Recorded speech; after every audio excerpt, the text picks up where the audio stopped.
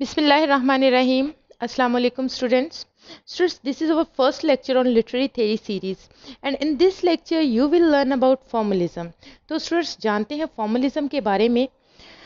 Students formalism को Russian formalism भी कहते हैं because it developed in Russia and it was 20th century school of literary criticism. लेकिन students ये movement जो है लिटरेरी क्रिटिसिज्म से मुख्तलिफ शक्ल में ज़ाहिर हुई क्योंकि इनका स्टार्टिंग पॉइंट ये था कि लिटरेरी क्रिटिसिज्म में टेक्स्ट को एक इंडिविजुअल और इंडिपेंडेंट वर्क के तौर पर डील नहीं किया जाता बल्कि इसे बहुत सारी दूसरी चीज़ों के साथ एसोसिएट करके स्टडी किया जाता है, मसलन ऑथर की पर्सनैलिटी और उस वक्त की सोशो पॉलिटिकल कंडीशंस वगैरह.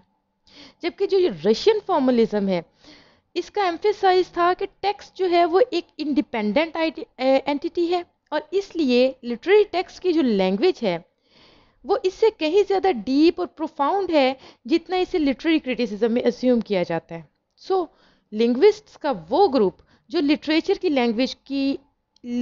लैंग्वेज की इंटरप्रिटेशन को फोकस करना चाहता था, उन्होंने रशियन फॉर्मलिज्म की बुनियाद रखी. और स्टूडेंट्स स्टार्ट में ये रशियन फॉर्मलिज्म जो है ये दो ग्रुप्स की शक्ल में ज़ाहिर हुआ. पहला ग्रुप था Society for the Study of Poetic Language and it was started in 1916 and it was led by Viktor Shklovsky. And the second group was the Moscow Linguistic Circle and it was founded in 1915. Students, ये group भी same ideas पे काम कर रहा था और ये जो है 1915 में स्टार्ट हुआ था. तो स्टूडेंट्स जो रशियन फॉर्मलिज्म है ये 20th सेंचुरी के बिगिनिंग में स्टार्ट हुआ और क्रेडिट इन दो ग्रुप्स को जाता है. एक तो society for the study of poetic language and the second one is the Moscow linguistic circle.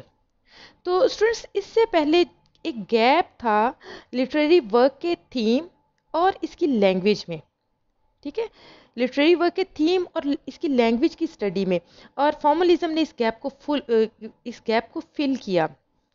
तो students Russian formalism actually was a movement for the study of language of literature. Look at the slide.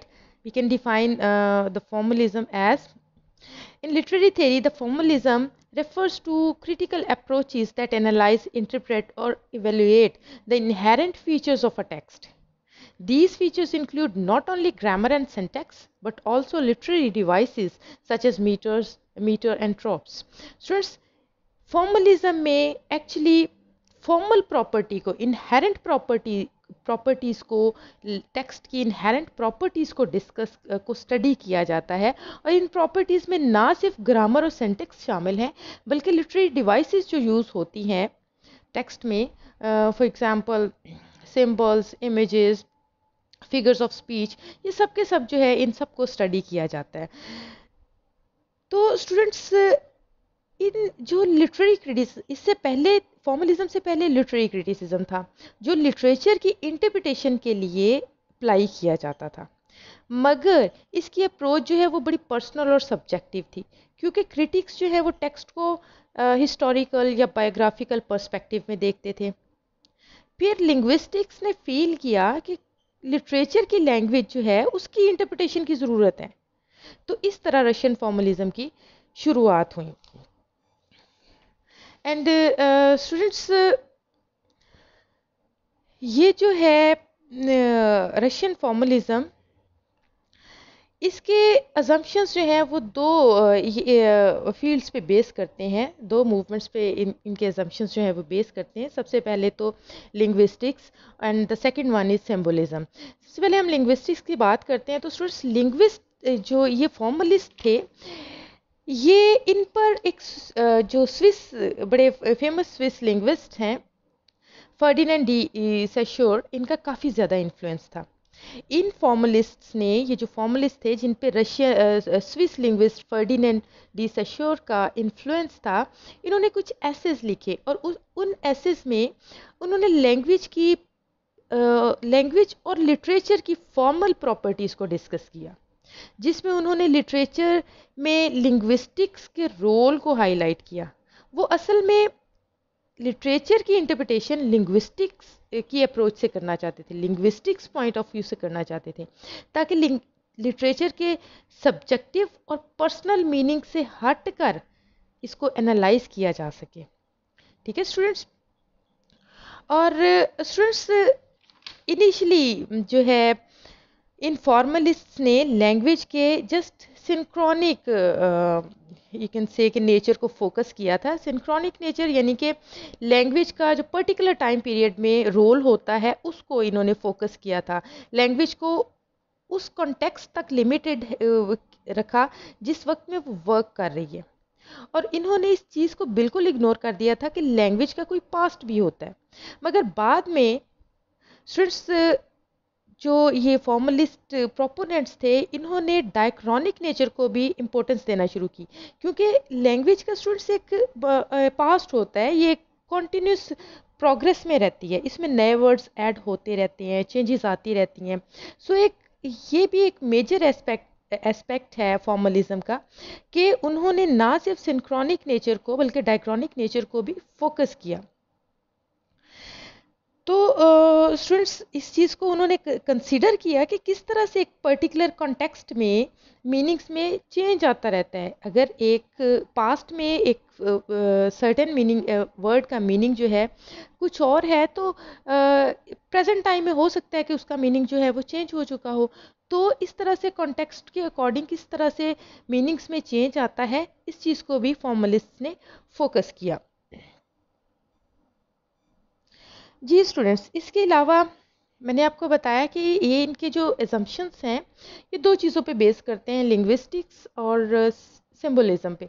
तो ये formalist के assumptions symbolism movement पे भी base करते हैं, और इनका फोकस ये था कि लिटरेरी लैंग्वेज, जो लिटरेरी लैंग्वेज है वो यूनिक होती है। मसलन लिटरेरी लैंग्वेज में सिंबल्स यूज़ होते हैं जो कि लैंग्वेज के मीनिंग्स को एनहांस करते हैं। मसलन अगर किसी लफ्ज़ की सोसाइटी में सोसाइटी की जो आम लैंग्वेज होती है उसमें किसी लफ्ज़ के मखसूस मानी है, तो लिटरेरी लैंग्वेज में उस मखसूस मानी जो है वो उसके चेंज हो जाते हैं, वो लिमिटेड नहीं रहते हैं। तो इनका ये ख्याल था कि टेक्स्ट ऑटोनोमस है, और जो ऑर्डिनरी लैंग्वेज है और लिटरेरी लैंग्वेज है इसमें डिसकॉन्टीन्यूटी पाई जाती है, यानी कि ये दोनों बिल्कुल डिफरेंट हैं। इसमें लिटरेरी लैंग्वेज में सिंबल्स यूज़ होते हैं। देखें, सिंबल जो है वो मीनिंग जो कन्वे करती है वो एक लिटरल मीनिंग से बिल्कुल डिफरेंट होता है। अगर एक राइटर सिंबल यूज़ कर रहा है तो सिंबल का जो लिटरेरी पॉइंट ऑफ व्यू से मीनिंग होता है वो उसके उस वर्ड के लिटरल मीनिंग से टोटली डिफरेंट होता है। फॉर एग्जांपल देखें, अगर कोई राइटर जो है वो डव की सिंबल यूज़ कर रहा है, किसी लिटरेरी टेक्स्ट में डव का सिंबल यूज़ हुआ है, और अगर हम एक लेमैन के पॉइंट ऑफ व्यू से देखें तो ये जस्ट एक परिंदा है, मगर लिटरेरी पॉइंट ऑफ व्यू से देखें तो ये पीस का मैसेज दे रहा है, कन्वे करता है, कैन से कि पाकीज़गी का, इनोसेंस का मैसेज कन्वे करता है।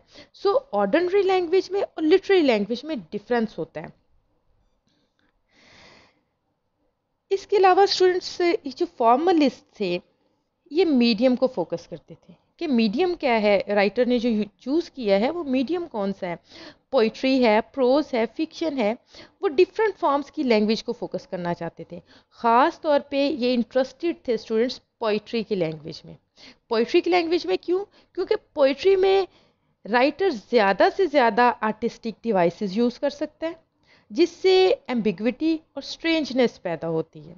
और जब स्टूडेंट्स टेक्स्ट में जब ज़्यादा से ज़्यादा स्ट्रेंजनेस होती है तो यू कैन से कि फॉर्मलिस्ट के लिए टेक्स्ट को एनालाइज करने की स्पेस भी ज़्यादा होती है।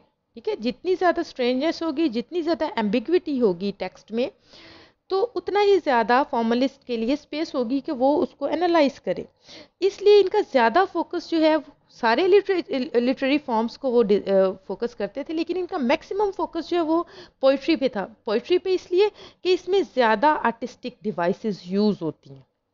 ठीक है, और इसके अलावा स्टूडेंट्स इनका स्ट्रेस टेक्निक्स पे था, कंटेंट्स के इससे ज़्यादा इनका जो है वो स्ट्रेस था फॉर्म और टेक्निक पे, कि टेक्स्ट में फॉर्म किस किस्म की यूज़ हुई है और टेक्निक्स कौन सी यूज़ की है मैसेज कन्वे करने के लिए राइटर ने। ठीक है, कंटेंट्स को फोकस नहीं करते थे कि इसमें कहा क्या गया है, असल में इसकी फॉर्म और यानी कि फॉर्मल प्रॉपर्टीज़ को और टेक्निक्स को, कौन सी टेक्निक्स अप्लाई की गई हैं टेक्स्ट में, इस चीज़ को ये फोकस करते थे। और स्टूडेंट्स इसके अलावा वो लिटरेरीनेस को, टेक्स्ट की लिटरेरीनेस उनका फोकस था।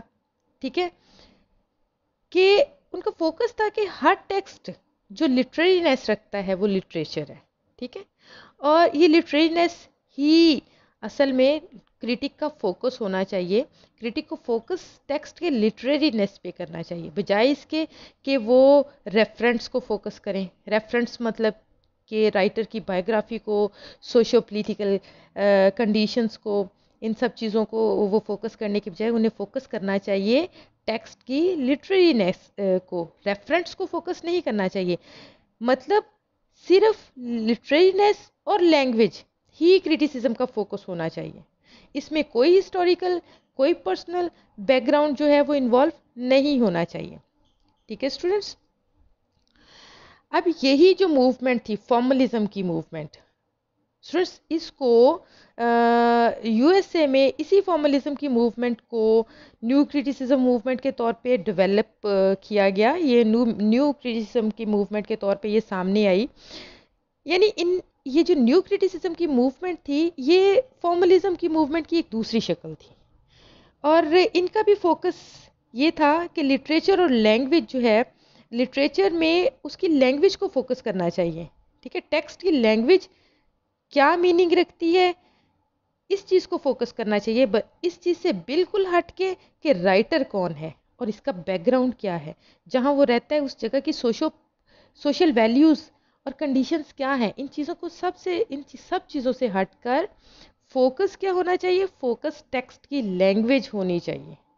तो न्यू क्रिटिसिज्म जो है वो यूएसए में डेवलप मूवमेंट, ये जो यूएसए में डेवलप हुई, और ये यू कैन से कि फॉर्मलिज्म की जो है वो दूसरी शक्ल थी।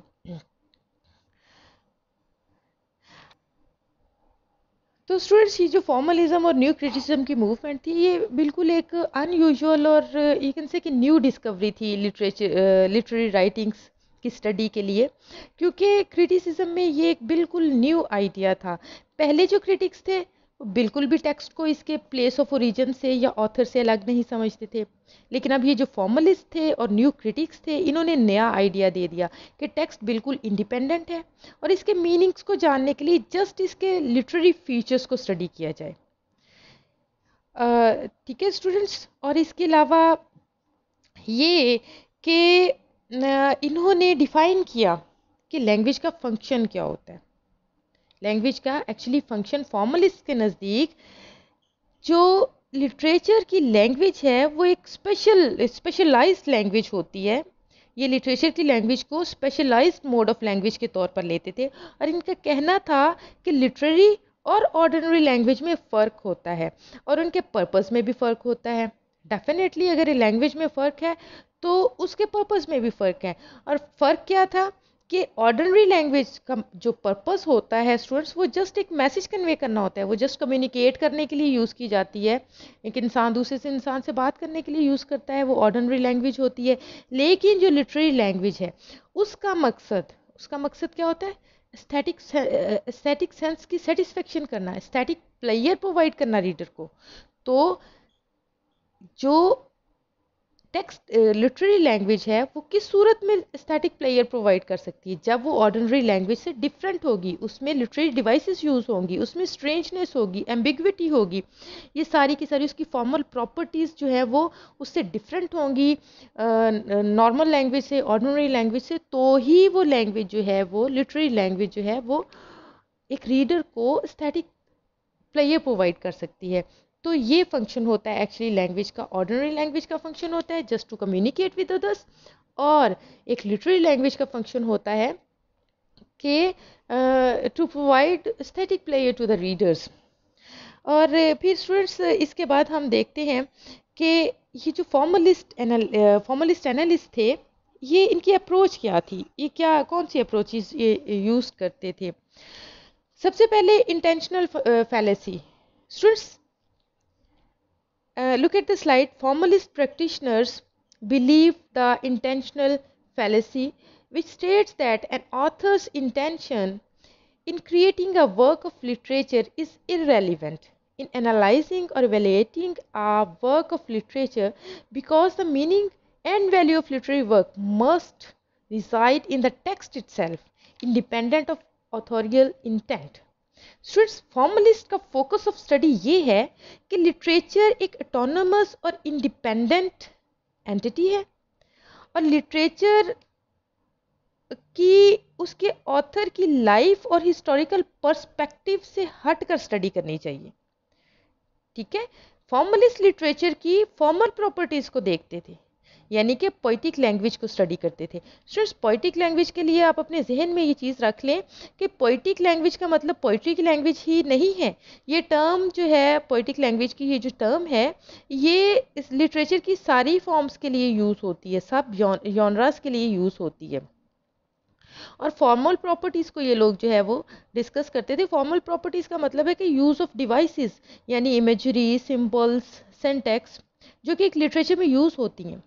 तो स्टूडेंट्स, और यही जो लिटरेरी डिवाइसेस हैं, ये लिटरेचर की लैंग्वेज को ऑर्डिनरी लैंग्वेज से सेपरेट करती हैं। नेक्स्ट स्टूडेंट्स, उनका एम्फेसाइज ये था कि लिटरेचर की नेचर जो है वो ऑटोनोमस है।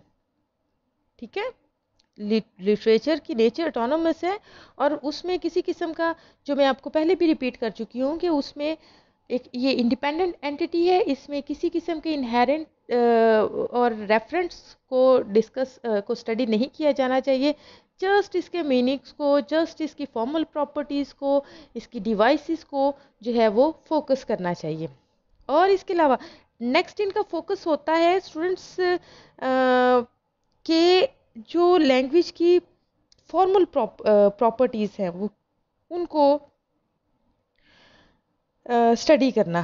लिटरेरी लैंग्वेज का एक स्पेशल फंक्शन होता है स्टूडेंट्स, लिटरेरी लैंग्वेज का एक जो है वो स्पेशल फंक्शन होता है। इन चीज़ों को जो है वो फोकस करते थे फॉर्मलिस्ट। अब जो नेक्स्ट इनकी अप्रोच थी वो है effective fallacy. Look at the slide. Formalists practitioners believe the effective fallacy, which states that the meaning or value of the work may be determined by its effect on the audience, is irrelevant. They think evaluation of a piece of literature cannot be based solely on the emotional impacts. जैसे हमने जो है intentional fallacy में देखा कि text जो है वो एक ऑटोनमस टेक्स्ट जो है ऑटोनमस होता है, वो इंडिपेंडेंट एंटिटी होती है, उसमें ऑथर का रोल नहीं हम लोगों ने जो है वो स्टडी करना। ऑथर के बायोग्राफिकल और हिस्टोरिकल पर्सपेक्टिव से, सोशो पॉलिटिकल कंडीशंस के पर्सपेक्टिव से हमने इसको स्टडी नहीं करना। बिल्कुल इसी तरह से वो रीडर के जो है वो इन्फ्लुएंस को भी एक्सक्लूड कर देते हैं। कहते हैं रीडर पे इसका क्या इन्फ्लुएंस हो रहा है, वो बिल्कुल जो है वो इररेलेवेंट है चीज़। देखें, ऑथर किन इमोशंस के अंडर लिखता है और रीडर जब पढ़ता है किसी चीज़ को, टेक्स्ट को, तो हो सकता है कि उसके एक वक्त में वो पढ़ रहा है तो उसके इमोशंस जो है वो उस वक्त सैड हो, और सेकंड टाइम जिस वक्त वो सैड होगा तो वो टेक्स्ट से कुछ और मीनिंग निकालेगा, एंड द सेकंड टाइम जब वो उस टेक्स्ट को रीड करेगा और अगर वो उस वक्त खुश है, उसके इमोशंस चेंज हो चुके हैं, तो उस टेक्स्ट को वो किसी और तरह से परसीव करेगा। तो with the change of the emotions of the readers, meanings में भी चेंज आ जाएगा। तो इसका मतलब है कि रीडर की इंटेंशन को और राइटर की इंटेंशन को बिल्कुल एक्सक्लूड कर देना चाहिए। फॉर्मलिस्ट का पॉइंट ऑफ व्यू ये है। और फोकस किसको करना चाहिए, टेक्स्ट की जो है लिटरेरी लैंग्वेज को जो है वो फोकस करना चाहिए। और फिर उसके बाद इनका फोकस ये होना चाहिए, फोकस ये होता था कि लिटरेरी लैंग्वेज का एक स्पेशल फंक्शन होता है। स्पेशल फंक्शन उनका क्या होता है लिटरेरी लैंग्वेज का, लैंग्वेज को जो री इन्विगोरेट करना। ठीक है, री इन्विगोरेशन इसकी जो है वो स्पेशल फंक्शन है, लैंग्वेज में जिंदगी पैदा करना। ठीक है स्टूडेंट्स, क्योंकि with the passage of time, with you can say के टाइम, वक्त के गुजरने के साथ साथ लैंग्वेज डल होती जाती है। मसलन अगर हम ये देखें कि पंजाबी और उर्दू लैंग्वेज को, तो स्टूडेंट्स हमारे एंसेस्टर्स जो प्योर बोलते थे, वो बहुत प्योर उनकी लैंग्वेज होती थी। उर्दू भी बोलते थे तो वो प्योर उर्दू होती थी, पंजाबी बोलते तो प्योर पंजाबी थी। लेकिन अब इसको बहुत चेंज कर दिया गया, यंग जनरेशन ने इसे बड़ा चेंज कर दिया है। इसमें इंग्लिश में, उर्दू में इंग्लिश के वर्ड्स यूज़ हो रहे हैं, पंजाबी में उर्दू के वर्ड्स यूज़ हो रहे हैं, उर्दू में इंग्लिश, इंग्लिश में उर्दू, पंजाबी में उर्दू, मतलब मिक्सअप सी लैंग्वेजेस हो गई हैं, प्योरिटी नहीं रह गई है, लैंग्वेज डल हो चुकी है, अपने आप में लैंग्वेज मरती जा रही है।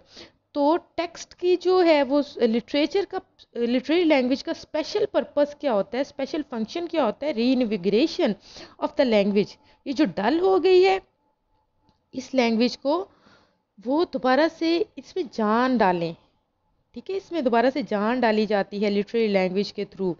तो जो अब डिग्निटी ख़त्म होती जा रही लैंग्वेजेस की, इस चीज़ को री इन्विगोरेट करना, ये जो है वो एक लैंग्वेज का स्पेशल फंक्शन होता है। और स्टूडेंट्स फिर नेक्स्ट इनकी अप्रोच क्या थी, फॉर्मलिस्ट जो है वो टेक्स्ट की डीफैमिलियराइजेशन को अप्रोच करते हैं। अब ये डीफैमिलियराइजेशन क्या होती है स्टूडेंट्स, राइटर टेक्स्ट में कुछ ऐसे वर्ड्स यूज़ करता है, कुछ ऐसे आइडियाज़ यूज़ करता है कि एक फेमिलियर चीज़ या आइडिया को जो है वो स्ट्रेंज वे में पेश करता है। यानी कि एक ऐसी चीज़ जो एक हमारे लिए फेमिलियर होती है, लेकिन जब राइटर उसके लिए कुछ ऐसे वर्ड्स यूज़ कर लेता है, कुछ ऐसे आइडियाज़ यूज़ कर लेता है जो बिल्कुल हमारी इमेजिनेशन से थोड़ा दूर होते हैं, उनको जब हम लोग फिर पढ़ते हैं तो वो चीज़ हमें फेमिलियर नहीं लगती है, और इसी डीफेमिलियराइजेशन की वजह से टेक्स्ट की ब्यूटी एनहांस होती है। अब इसकी मैं आपको एग्जांपल देती हूँ कि अगर हम जॉन डन की पोएम पढ़ें, वेलेडिक्शन फॉरबिडिंग मॉर्निंग, तो स्टूडेंट्स उसमें हम देखते हैं कि वो एक लवर्स की यूनियन को कंपास से कंपेयर कर रहा है। तो एक मतलब बिल्कुल डिफरेंट जो है वो आइडिया रीडर को कन्वे किया जा रहा है। अब एक लवर की यूनियन एक फेमिलियर सी चीज़ है, लेकिन उसके लिए डिवाइस जो यूज़ की गई है वो बिल्कुल अनफेमिलियर है। तो इस तरह से जो है वो डीफेमिलियराइजेशन के थ्रू एम्बिग्विटी पैदा की जाती है टेक्स्ट में, और टेक्स्ट की ब्यूटी को इन्हांस किया जाता है। और इसी तरह से जो है वो चीज़ों को स्ट्रेंज वे में पेश किया जाता है। तो इसी डीफेमिलियराइजेशन की वजह से ही हम लिटरेरी मेरिट का अंदाज़ा करते हैं किसी टेक्स्ट का। और फिर स्टूडेंट्स अब हम लोग देखेंगे कि फॉर्मलिज्म में जो की कॉन्सेप्ट्स यूज़ किए गए हैं फॉर्मलिज्म की मूवमेंट के में, फॉर्मलिस्ट के जो हैं वो की कॉन्सेप्ट्स हैं वो क्या हैं। सबसे पहले तो literariness. So, the language of literature is distinguishable from the language of everyday use due to its literariness. Formalists position themselves in an Aristotelian tradition in which poetic language must appear strange and wonderful. अब जो formalist हैं उनके नज़दीक, मैं आपको पहले भी ये बता चुकी हूँ, उनका कहना है कि लैंग्वेज, ऑर्डिनरी लैंग्वेज में, लिटरेरी लैंग्वेज में डिफरेंस होता है, ठीक है। और लिटरेरीनेस जो है वो पोइटिक वर्क का एक असेंशियल फंक्शन है। एक लिटरेरी वर्क जो होता है उसका असेंशियल फंक्शन क्या है, लिटरेरीनेस, ठीक है। तो लिटरेरीनेस किस तरह से पैदा होती है लैंग्वेज में, टेक्स्ट की लैंग्वेज में, वो उसकी फॉर्मल प्रॉपर्टीज़ की वजह से, डिवाइसेस यूज़ करने की वजह से पैदा होती है। और फॉर्मलिस्ट जो है वो इस चीज़ को बिलीव, एक्चुअली अरिस्टोटल के कॉन्सेप्ट पे बिलीव करते थे कि जो डिक्शन है, पोइटिक डिक्शन है, वो ऑर्डिनरी डिक्शन से ब्यूटीफाइड होनी चाहिए, ऑर्डिनरी डिक्शन से डिस्टिंग्विशेबल होनी चाहिए। ऑर्डिनरी डिक्शन जो है वो एक नॉर्मल एक इनसे कि उसकी अपीयरेंस होती है। तो लिटरेरी जो डिक्शन है, जो पोइटिक डिक्शन है, उसमें वो ऑर्नामेंटेड होनी चाहिए, ब्यूटीफाइड होनी चाहिए, उसमें लिटरेरीनेस होनी चाहिए। तो ये इनका फॉर्मलिस्ट का की कॉन्सेप्ट था, ठीक है स्टूडेंट्स। तो ये अब यू कैन से कि इन्हीं जो चीज़ों को लेके फॉर्मलिस्ट चलते थे, इन्हीं डिवाइसेस को, इन्हीं फॉर्मल प्रॉपर्टीज़ को, कि इनको जो है वो स्टडी किया जाना चाहिए लिटरेचर के मीनिंग्स को फाइंड आउट करने के लिए। और मैं आपको पहले भी बता चुकी हूँ बार बार कि जो है वो ऑर्डिनरी लैंग्वेज और लिटरेरी लैंग्वेज में डिफरेंस किस वजह से होता है, कंपोनेंट्स की वजह से। कंपोनेंट्स क्या होते हैं, सिंबल्स, इमेजेस जो है वो राइटर जो टेक्स्ट में यूज़ करते हैं, जिसकी वजह से मीनिंग्स को रिच किया जाता है, एनहांस किया जाता है। तो इसी वजह से फॉर्मल लैंग्वेज जो होती सॉरी ऑर्डिनरी लैंग्वेज जो होती है और लिटरेरी लैंग्वेज जो होती है वो बड़ी डिफरेंट होती है। इसी वजह से जो लिटरेरी क्रिटिक्स हैं उनको बिल्कुल मुख्तलिफ पर्सपेक्टिव में लिटरेरी लैंग्वेज को देखना चाहिए। ठीक है। और फिर उसके बाद स्टूडेंट्स डीफैमिलियराइजेशन इसका की कॉन्सेप्ट है। अब स्टूडेंट्स हमने लिटरेरीनेस लैंग्वेज की लिटरेरीनेस को तो डिस्कस कर लिया है, लेकिन कौन सी चीज़ होती है जो इसमें सबसे ज़्यादा रोल प्ले करती है लिटरेरीनेस को इन्हांस करने के लिए, लैंग्वेज लिटरेचर की लैंग्वेज में लिटरेरीनेस लाने के लिए। ठीक है, कौन सी चीज़ होती है? सिंबल्स का मैंने जो है वो यू कैन से डिस्कस किया कि सिंबल्स यूज़ होते हैं, इमेजेस यूज़ होते हैं, लेकिन इन सब से बढ़कर जो है इन चीज़ों के सिंबल्स और इमेजेस के थ्रू क्या चीज़ जो है वो क्रिएट करने की कोशिश करते हैं राइटर्स, वो होती है डीफैमिलियराइजेशन। ठीक है, डीफैमिलियराइजेशन क्या होती है? Defamiliarisation is an artistic technique of presenting to the audience common thing is in an unfamiliar or strange way so that they could gain new perspective and see the world differently. According to the Russian formalist who coined the term, it is the central concept of art and poetry. ठीक है, अब ये क्या होता है? ये चीज़ों को स्ट्रेंज बना देना, यानी ऐसा आइडिया या कॉन्सेप्ट या ऑब्जेक्ट जो फेमिलियर होता है मगर राइटर उसे ऐसे प्रेजेंट करता है कि वो स्ट्रेंज लगता है। और राइटर ये टेक्निक इस्तेमाल करता है लैंग्वेज को अनयूजुअल करने के लिए, डिविएंट करने के लिए, स्ट्रेंज और स्ट्राइकिंग बनाने के लिए। और स्टूडेंट्स शिलॉस्की के नज़दीक, जो कि रशियन फॉर्मलिज्म का कैन से कि फाउंडर है, उसके नज़दीक राइटर ये टेक्निक टेक्स्ट को अनफेमिलियर और डिफ़िकल्ट बनाने के लिए अप्लाई करता है। और डीफेमिलियराइजेशन की ये टेक्निक रीडर के एस्थेटिक प्लेयर को प्रोलॉन्ग करती है, क्योंकि एक चीज़ स्ट्रेंज वे में सामने आ रही है तो रीडर उसको समझने की कोशिश करता है, वो अपने आप को डीपली इन्वॉल्व कर लेता है उस लैंग्वेज में, उससे मीनिंग्स फाइंड आउट करने की कोशिश करता है। तो उसका जो एस्थेटिक प्लेयर की जो कंडीशन है, उसकी जो स्टेट ऑफ प्लेयर है, वो प्रोलॉन्ग होता जाता है। ठीक है, तो मैं आपको ऑलरेडी बता चुकी हूँ कि ये डीफेमिलियराइजेशन कैसे की जाती है, through the use of symbols and object different literary devices. ठीक है स्टूडेंट्स, और डीफेमिलियराइजेशन की पहले मैं आपको एग्जांपल एक दे चुकी हूँ। जॉन डन की पोएम जो है वो देखें, वैलिडिक्शन, जिसमें वो लवर्स के लिए कंपास की कंसीट यूज़ करता है। तो देखिए किस तरह से एक ज्योमेट्रिकल ऑब्जेक्ट है ना कंपास, तो उसको एक यू कैन से कि बिल्कुल स्ट्रेंज ऑब्जेक्ट है, उसको लवर्स की यूनियन के लिए यूज़ किया गया, बजाय इसके कि वो कोई रोमांटिक सा ऑब्जेक्ट यूज़ करता, यानी कि कोई खुशबू, फूल या कोई और रोमांटिक ऑब्जेक्ट। लवर्स की यूनियन के लिए तो हम यही एक्सपेक्ट करते हैं ना, कोई रोमांटिक सा ऑब्जेक्ट यूज़ किया जाएगा, लेकिन डन ने एक जो है वो अननोन और फेमिलियर किस्म की जो है वो चीज़ यूज़ कर दी, कंपास का इस्तेमाल कर दिया। तो इस तरह से डीफेमिलियराइजेशन जो है वो क्रिएट की जाती है टेक्स्ट में। और फिर स्टूडेंट्स फोरग्राउंडिंग जो है की कॉन्सेप्ट है इसका, फॉर्मलिज्म की मूवमेंट का। तो फोरग्राउंडिंग का क्या मतलब है? Students look at the slide. Foregrounding is in the linguistic strategy of calling attention to certain language feature in order to shift the reader's attention from what is said to how it is said. In systematic functional linguistics, foregrounding refers to a prominent portion of text that contributes meaning contrasted with the background which provides relevant context for the foreground. Students foreground का मतलब है कि literary work में किसी चीज़ को prominence देना, जो चीज़ background पे हो उसे फ्रंट पे लेके आना।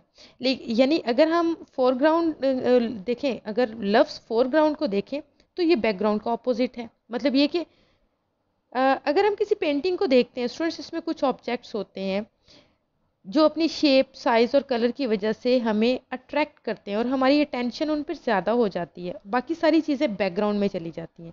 Same is the case with literature. जब आप कोई पोएम या टेक्स्ट पढ़ते हैं तो कोई ऐसा सिंगल वर्ड या सेंटेंस आपको अपील करता है और आप बाकी जो सारी की सारी डिटेल्स होती हैं टेक्स्ट में वो बैकग्राउंड में चली जाती हैं और हम उस एक वर्ड को फोकस कर लेते हैं। सो यही फोरग्राउंडिंग है। राइटर एक ऐसी टेक्निक्स अप्लाई करता है, राइटर जो होता है वो ऐसी टेक्निक्स अप्लाई करता है कि कोई एक ऑब्जेक्ट या आइडिया फोरग्राउंड कर देता है।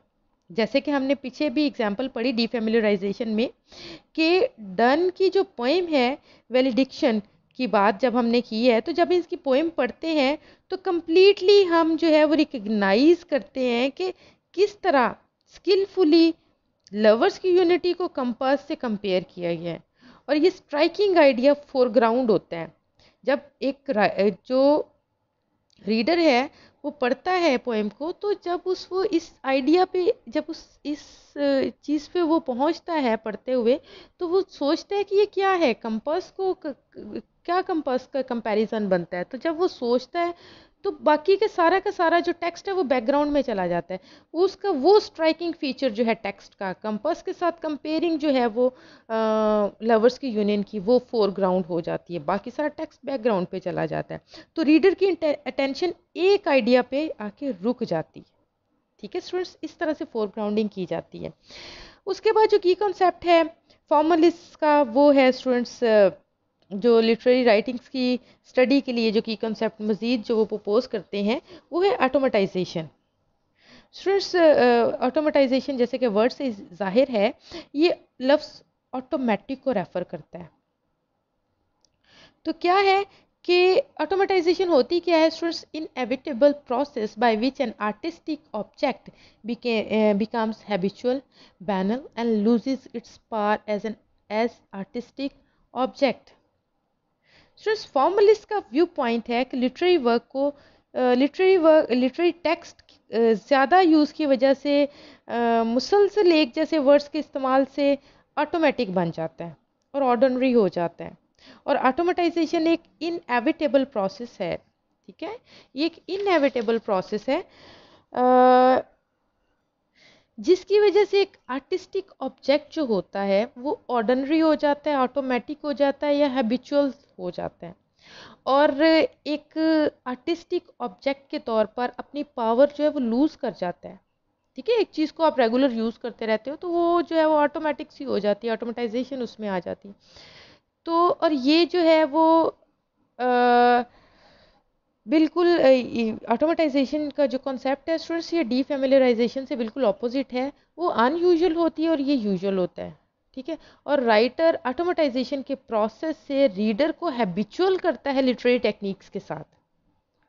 ठीक है, जो वो लिटरेरी टेक्निक्स यूज़ करता है, बार बार यूज़ करता है, तो रीडर जो है वो हैबिचुअल हो जाता है उन लिटरेरी टेक्निक्स के साथ। तो ऑटोमेटाइजेशन का प्रोसेस जो राइटर यूज़ करता है उसके ज़रिए वो क्या करना चाहता है, एक्चुअली रीडर्स को हैबिचुअल करता है लिटरेरी टेक्निक्स के साथ। और ये लिटरेरी डिवाइसेस डीफेमिलियराइजेशन तो करती हैं टेक्स्ट को। ठीक है, ये जो लिटरेरी डिवाइसेस राइटर यूज़ कर रहा होता है ये टेक्स्ट में डीफेमिलियराइजेशन तो लेके आती हैं, मगर रीडर अब अवेयर हो जाता है बार बार पढ़ने से कि जो स्पेसिफिक राइटर है उसका राइटिंग स्टाइल क्या है, वो किस तरह की टेक्निक्स के साथ डीफेमिलियराइजेशन पैदा करने की कोशिश कर रहा है। तो वो कंटिन्यूस रीडिंग से, बार बार रीडिंग से उसमें एक ऑटोमेटाइजेशन का प्रोसेस स्टार्ट हो जाता है और वो समझने लग जाता है टेक्स्ट को। ठीक है, उसके लिए ये चीज़ें अब ये वो समझता है कि राइटर अपने टेक्स्ट को स्ट्रेंज करने के लिए टेक्निक्स कौन सी अप्लाई कर रहे हैं, और ये चीज़ जो है अब उसके लिए न्यू नहीं रहती, ये ऑटोमेटाइज टेक्निक बन जाती है। तो ये एक ऐसा प्रोसेस है जिसके ज़रिए टेक्स्ट या पोइट्री जो है, पोइट्री या जो फिक्शन होता है उसका टेक्स्ट जो होता है स्टूडेंट्स वो सिंपल और अंडरस्टैंडेबल हो जाता है रीडर के लिए। तो स्टूडेंट्स यू कैन से कि ये दोनों कॉन्सेप्ट यानी कि ऑटोमेटाइजेशन और डीफेमिलराइजेशन साइड बाय साइड जो है लिटरेरी वर्क में काम करते हैं। तो स्टूडेंट्स ये थे की कॉन्सेप्ट्स और मेजर, ये सारे जो की कॉन्सेप्ट्स हैं फॉर्मलिज्म के, ये एक्चुअली मेजर कंट्रीब्यूशन है फॉर्मलिस्ट क्रिटिक्स के। फॉर्मलिज्म की मूवमेंट में, फॉर्मलिज्म की स्टडी में ये जो की कॉन्सेप्ट्स हैं ऑटोमेटाइजेशन का, फोरग्राउंडिंग का, डिफेमिलराइजेशन का, लिटरेरीनेस का, ये ही एक्चुअली जो है ये फॉर्मलिस्ट क्रिटिक्स के मेजर कंट्रीब्यूशन है। तो स्टूडेंट्स नेक्स्ट लेक्चर में हम लोग न्यू क्रिटिसिज्म को डिस्कस करेंगे। ये हमारा लिटरेरी थ्योरी का जो है वो पहला लेक्चर था। और स्टूडेंट्स इसके नोट्स जो हैं वो आपको डिस्क्रिप्शन में इसका नोट्स का लिंक मिल जाएगा, आप वहाँ से इसको डाउनलोड कर सकते हैं। तो नेक्स्ट लेक्चर तक के स्टूडेंट्स इंशाल्लाह नेक्स्ट लेक्चर में हम मिलेंगे न्यू क्रिटिसिज्म के साथ। तो नेक्स्ट लेक्चर तक के लिए अपना ख्याल रखिएगा। अल्लाह हाफिज़।